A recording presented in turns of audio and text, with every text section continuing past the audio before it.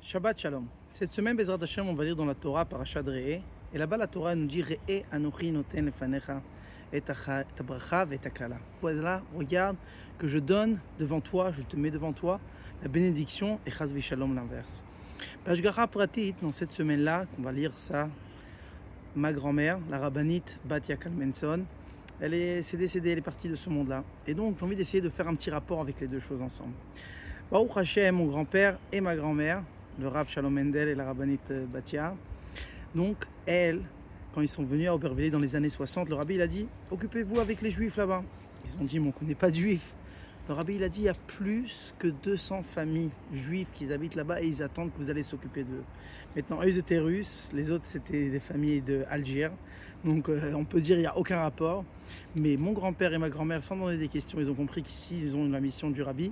On fait tout pour que ça va y arriver. Et comme ça, Baruch Hashem, ils ont commencé avec la communauté Shneor et vraiment, ils ont ouvert l'école, etc. Et là, si vous voulez, la chose la plus importante qu'il y avait chez la rabbinite, c'était en fait un point extraordinaire que c'est aussi écrit Bashgacha après dans notre paracha. La paracha nous dit Banim atem l'Hashem Elokechem.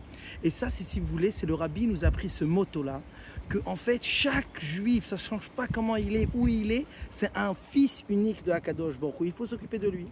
Donc c'était dans les années déjà des années 70 et ma grand-mère elle est venue chez ses parents qui habitaient à Kronheitz à côté du rabbi dans les vacances en disant qu'elle était fatiguée, c'est Baruch Hashem le travail à l'école, c'était de jour en nuit travailler à tel point comme il n'y avait pas d'argent pour prendre quelqu'un qui allait faire ramener pour les juifs dans le bus, elle est partie apprendre de être chauffeur de bus pour emmener les enfants juifs à l'école.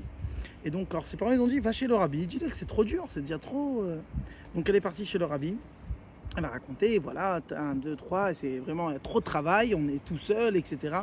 Le rabbi, quand il a terminé, quand il a entendu ça, il a dit, donc, je pense que pour vous, ça va être bien d'ouvrir un centre aéré, un Gan Israël. Et elle, sans demander, comme une vraie chassidale, si le rabbi dit, on écoute.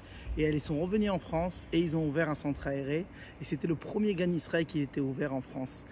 Et après ça, elle a dit, après des années, elle a vu que le centre aéré, le Gan Israël, il a ramené tellement beaucoup d'enfants que Baruch Hashem, ça a grandi. Ils ont pu ramener encore plus de gens qui vont aider.